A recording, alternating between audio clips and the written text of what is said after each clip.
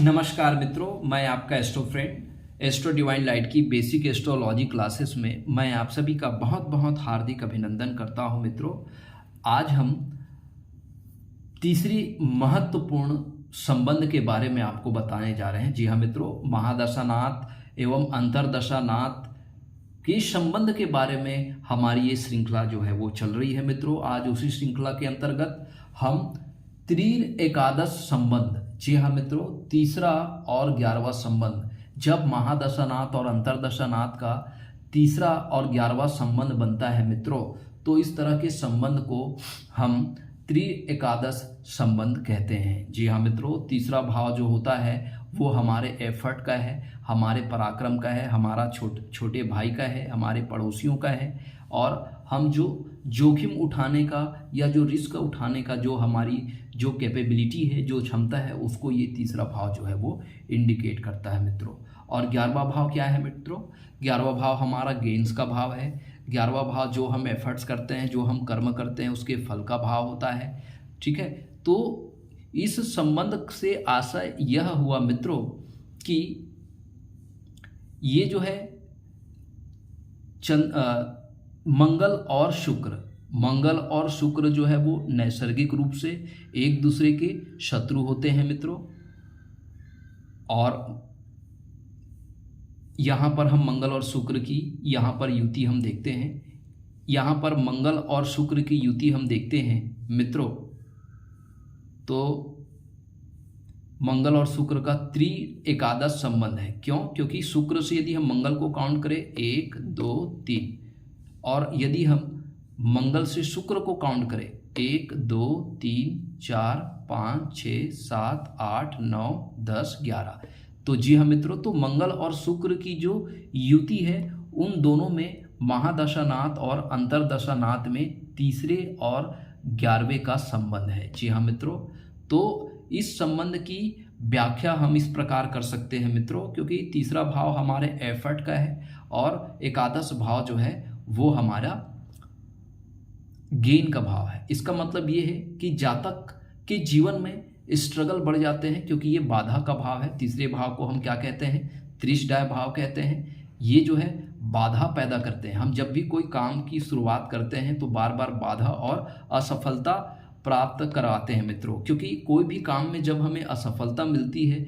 इसका मतलब क्या है कि हमें और बेहतर रणनीति से उस कार्य को किस तरह से हमें पूरा करना है, ये हमें सिखाता है। जी हाँ मित्रों, तो ये हमारा जब हम कोई कर्म करते हैं तो बीच बीच में हमको क्या मिलते हैं? ब्रेकर्स मिलते हैं। तो ये वही ब्रेकर्स है जो हम अपने सेल्फ को क्या करते हैं? एनालाइज करते हैं। जी हाँ मित्रों, हम अपने कमियों और अपनी कमजोरियों को दूर करते हैं, ताकि और बेहतर प्लानिंग करके बेहतर योजनाबद्ध तरीके से हम अपने कार्यों को भली भांति से क्या करें? एग्जीक्यूट करें, ताकि उसका हमको पूरी तरह से क्या प्राप्त हो? रिजल्ट प्राप्त हो।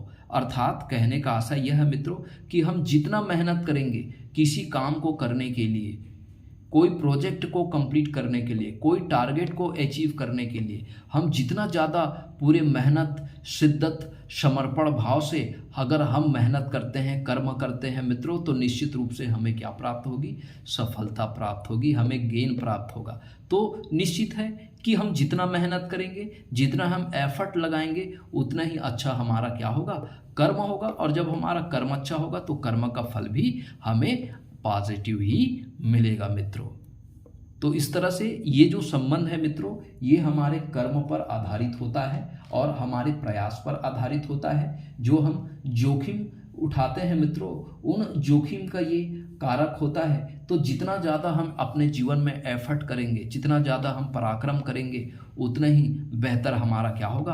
भविष्य होगा, उतना ही बेहतर हमको परिणाम प्राप्त होंगे मित्रों। और ऐसे जो जातक होते हैं वो स्वयं के मेहनत से आगे बढ़ने वाले होते हैं मित्रों, क्योंकि उनको कुटुंब परिवार का सहयोग प्राप्त नहीं होता, छोटे भाइयों का भी सहयोग प्राप्त नहीं होता। और ये जातक जो है वो अपने दृढ़ मेहनत से, दृढ़ संकल्प के साथ, दृढ़ इच्छा शक्ति से ये जातक क्या करते हैं? कर्म करते हैं। और कर्म करने के बाद लाभ क्यों देगा? लाभ के इन्वायरमेंट में शनि है, तो शनि क्या कराएगा? शनि तो डिसिप्लिन बनाएगा, शनि तो उसको हार्ड वर्किंग इन नेचर देगा, शनि उसको बहुत ज़्यादा परिश्रम कराएगा, बहुत समर्पित भाव से वो कर्म करने वाला होगा, तभी तो शनि उसको लाभ देगा।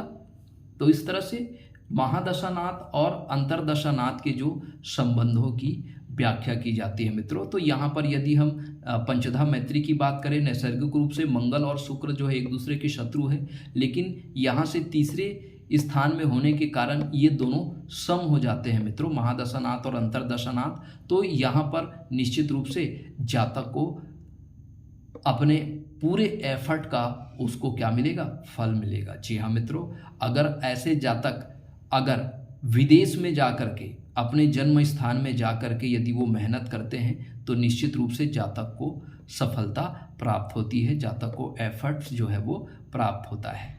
मंगल जो है वो लग्नेश है, लग्नेश का धन भाव में बैठना धन के लिए अच्छा है। जातक धन के लिए क्या करेगा, एफर्ट करेगा, पराक्रम करेगा और ये व्यय और अपने ये पर्सनालिटी के विकास के लिए, अपने व्यक्तित्व के विकास के लिए ये क्या करेगा, खर्च करेगा। अपने कुटुंब परिवार के विकास के लिए, अपने परिवार के कुशल संचालन के लिए ऐसे जातक जो है परिवार का भरण पोषण करेगा निश्चित रूप से, क्योंकि शुक्र यहाँ 12th हाउस में उच्च के हो जाते हैं मित्रों। तो उच्च के शुक्र होने की वजह से यहाँ पर केवल शुक्र ही एक ऐसा ग्रह है जो शुभ फल प्रदान करता है। निश्चित रूप से जातक को जो है वो दाम्पत्य का सुख, सैया सुख जो है वो क्या करेगा, प्रदान करेगा मित्रों।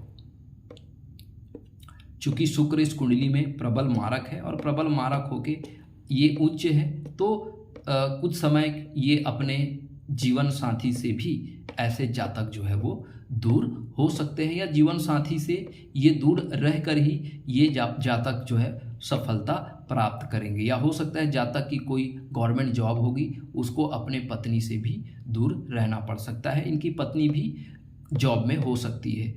तो इस तरह से मित्रों हमने त्रि एकादश संबंध जो है हमने इस कुंडली के अनुसार जो है हमने बताने का प्रयास किया मित्रों। यदि आपको अपना कुंडली एनालिसिस करानी है मित्रों, तो आप हमसे व्यक्तिगत रूप से अपॉइंटमेंट लेकर के आप अपना कुंडली एनालिसिस करा सकते हैं मित्रों। यदि आपके मन में किसी प्रकार का कोई क्वेरीज है, कोई डाउट है, कोई सुझाव है, तो जरूर आप हमें प्रदान करिए मित्रों। आपका निरंतर स्नेह और आशीर्वाद हमारे एस्ट्रो डिवाइन लाइट चैनल को प्राप्त हो रहा है मित्रों। इसके लिए आपको बहुत बहुत साधुवाद।